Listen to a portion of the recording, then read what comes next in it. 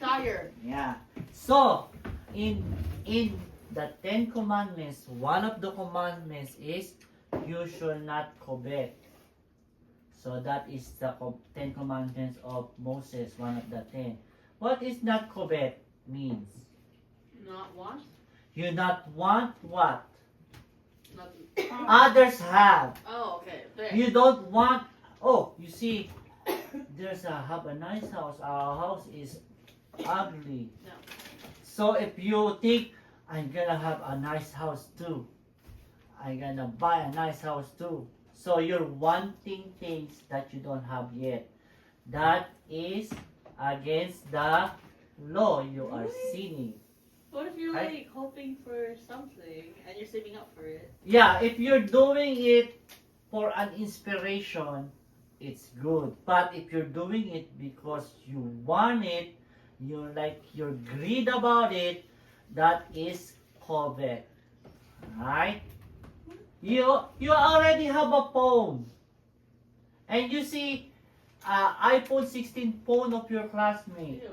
And you say, I wanna have iPhone 16. That is correct. You already have, you're not contented, and you want other. So that's coveting. Okay? Okay. You have house, you see a nice house, and I wanna live in it. That's coveting. Okay? For example, you have your personality, you have a complete parts of the body. Oh my gosh! Right? Really, you gonna do this? And some is more prettier or good looking than you, and you're jealous about it. I want it to be like her or like him. That is called coveting. Is this what the ads are doing now? Yeah. Yeah. The ads, oh, they're displaying, Marketing. they're displaying nice vacation, they're displaying new cars, they're displaying new posts, so people can covet. Right. Oh. Oh, can like, oh, I wanna have that, I wanna buy that, that's a new one.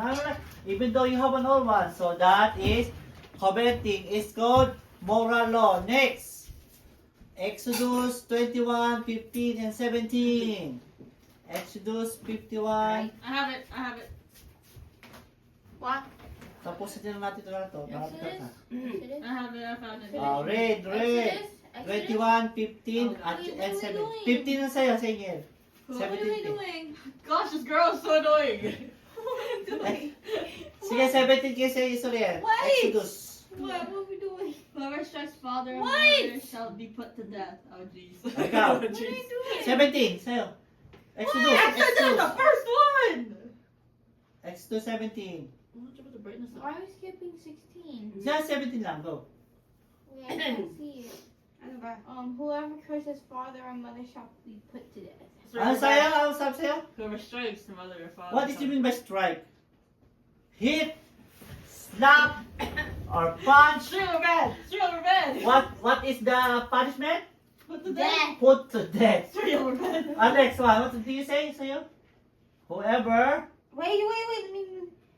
Whoever curses father or mother shall be put to death. So that's the law. God. How dare you, man! So if you curse your parents, see, this is a moral law. In the olden days, if they strike their parents, they're gonna put you on the middle of the road and they will stone you until you die. Oh my god. And now people are like, they will say it's okay to curse your parents, it's okay to hate your parents. See in the movies, see in other people, See our neighbors? they are Shush, don't. like cursing their parents, mostly in movies. Okay, so this is the example of that law, which is a moral law. Now it's like people are disregarding this, right? It's sad. But on all those days, if you do that, you are put stone to death. Next, Leviticus 20:10. Wait, what if we accident? What if we do it by accident? I don't know. What maybe it depends on how seriousness. Okay, I found it. Me. Sige. 2010. Where is it? If a man commits adultery with the wife of his neighbor, both the adulterer and the adulteress shall be put to death. See? Deuteronomy 22:22. What? Deuteronomy. Deuteronomy. Deuteronomy.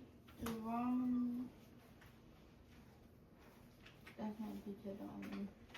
Deuteronomy. 22. 22. Ano? Wait. Ano, meron na kami tayo bookmark ha, kaya ko nagyan po. What? If a man is caught lying with the wife of another man, both of them shall die. The man who lay with the woman as well as the women.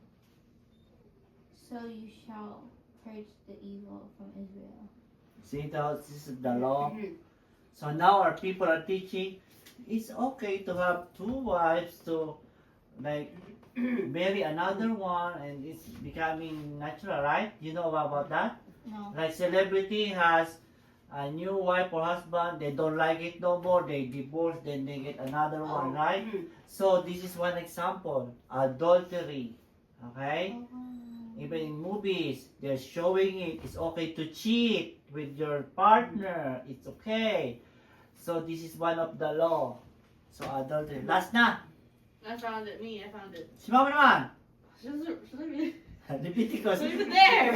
13. If a man lies with a male as with a woman, both of them have committed an abomination. They shall be, Abomination. Upon they shall be put to death. Their blood is upon them. See, this is one example. One example now is what's happening to the homosexual. So this is like now it's getting what? It's getting legal. It's legal, yeah. It's getting legal. Not in the Philippines though. Yeah, but Oh. see, that's why the religious people are against the LGBTQ because there's no such thing in the Bible. And if you are practicing this is against the law and you're teaching it to others, it's okay. So you're disobeying the commandments and you're teaching them, you're gonna be least in the kingdom of heaven. Okay? It's bad to judge, but this is not in the Bible. Homosexual. What is the punishment? put the Put to death. It's all death. Oh, see? All Why? death. Because this is leading you to hell.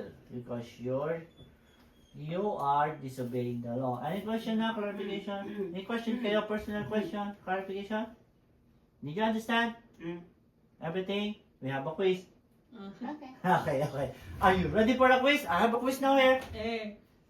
Next time. I didn't No, do prepare now, it. do now, do No, now. I don't prepare Hey, it. what? How dare you? I will put it right now.